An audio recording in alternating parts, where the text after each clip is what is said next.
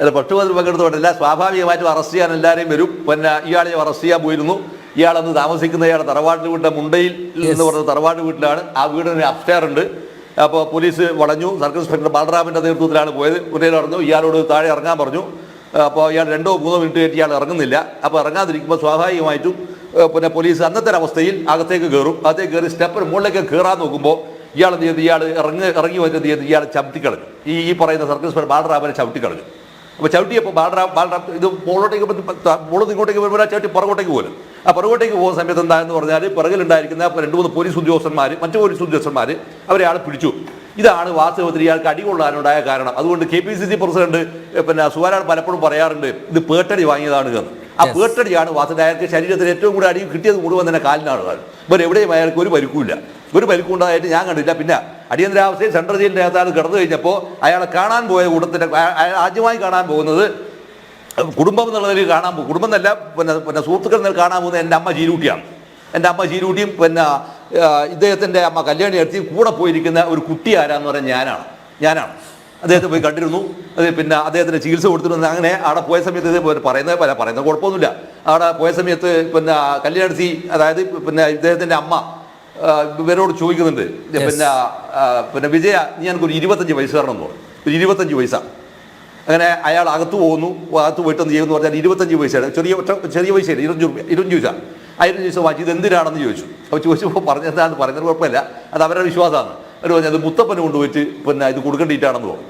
എന്നിട്ട് ആ 25 പൈസ എടുത്തിട്ടാണ് അവരെന്ത് ചെയ്തതെന്ന് പറഞ്ഞാൽ പറശ്ശിനിക്ക് പിന്നെ മടപ്പര മുത്തപ്പൻ ക്ഷേത്രത്തിൽ പോയി അതാണ് ഒരു പൂജക്കായി ആ പൈസ കൊടുക്കുകയാണ് ചെയ്ത്. കാരണം പിന്നെ പിണറായി തന്നെ തലശ്ശേരി ടാക്സിക്കാരനകത്താണ് നമ്മളന്ന് ഇവരെ കാണാൻ പോകുന്നത്. അപ്പോൾ അടി എന്ന് പറയുന്ന സംഭവത്തിന്റെ ബേസിക്കായ സംഭവം ഇത് മാത്രമാണ്. ബാക്കി മറ്റല്ലാതെ ഒരു ഞാൻ ചോദിക്കട്ടെ, MBR അറസ്റ്റ് ചെയ്തില്ല, അടി കിട്ടീനോ? കൊണ്ടുവരോ? പാണ്ഡ്യാല ഗോപാലിനെ അറസ്റ്റ് ചെയ്തില്ല, പാണ്ഡ്യാല ഗോപാലിന് അടി കൊണ്ടുവരോ? നിങ്ങൾ ആർക്കാണ് കൊണ്ടത്? ഒരൊറ്റയാളെ അടിച്ചിട്ടില്ല, അതെ, ഒരു നേതാവിനെ അടിച്ചിട്ടില്ല. ഇതെന്താന്ന് പറയുന്നത്, നിങ്ങൾ വെറുതെ നിങ്ങൾ മുഷ്ക് കാണിച്ചു കഴിഞ്ഞാൽ സ്വാഭാവികമായി കിട്ടാതെ, അതുകൊണ്ട് നിങ്ങൾ പ്രതിഷേധിക്കേണ്ടെന്നല്ല ഞാൻ പറഞ്ഞത്. എന്നാൽ നേരെ തിരിച്ചിപ്പുറത്ത് വരുന്ന വിഷയം എന്താണ്? ഇവിടെ വരുന്നത് എന്താണ്? ഇവിടെ ഇപ്പുറത്ത് വരുന്നത് പിന്നെ സത്യാഗ്രഹത്തിന്റെ ഭാഗമായി നടക്കുന്ന നിയമ ലംഘനമാണ് നടന്നത്. ആ ലംഘനത്തിലാണ് അത്രയും അടി വാങ്ങിയപ്പോൾ ആരും അതിനകത്ത് ഓടിയിട്ടില്ല. ആരും ഓടിയില്ലല്ലോ. ഇപ്പുറത്ത് വന്നത് എന്താണ്?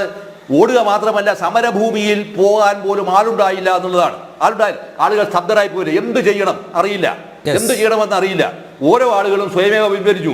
എന്നാൽ നക്സലൈറ്റ് സഖാക്കൾ വളരെ കൃത്യമായി അവരുടെ പരിമിതമായിരിക്കുന്ന സംഘടനാ മിഷൻ ഉപയോഗിച്ച് അവരാലാവുന്ന കാര്യങ്ങൾ അവർ ചെയ്തിട്ടുണ്ട്.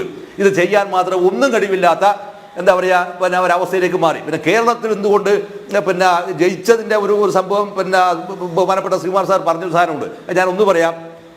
കേരളത്തിലെ പ്രധാനപ്പെട്ടിരിക്കുന്ന വിഷയം എന്താ വെച്ചാൽ ഒന്ന് മധ്യവർഗമാണ്.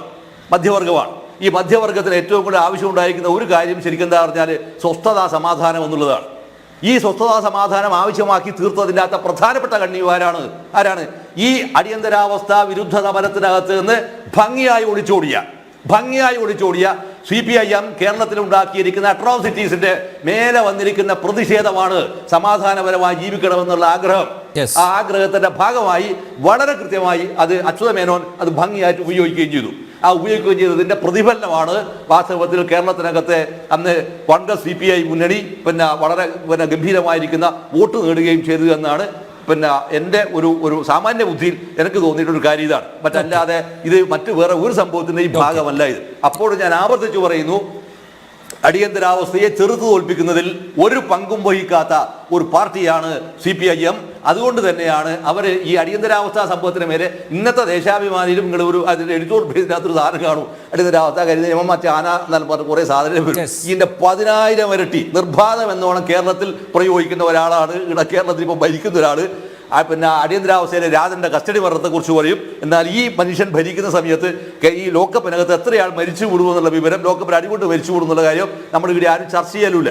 അതുകൊണ്ട് ഇത്തരത്തിലുണ്ടായിരിക്കുന്ന അങ്ങേയറ്റം അറുപിന്തിരിപ്പനായിരിക്കുന്ന ജനവിരുദ്ധനായിരിക്കുന്ന ഒരാളെയാണ് ഇയാൾ എന്ത് വിളിക്കുന്നത്, ജനനായകൻ എന്ന് വിളിക്കുന്ന ഒരവസ്ഥ ഈ കേരളത്തിൽ ഉണ്ടാക്കി വെച്ചിട്ടുള്ളതെന്നുള്ള വൈരുദ്ധ്യവും കൂടി ഈ ഘട്ടത്തിൽ ഞാൻ ഓർമ്മിച്ച് എനിക്കിതാണ് ഇപ്പോൾ പറയാനുള്ളത്.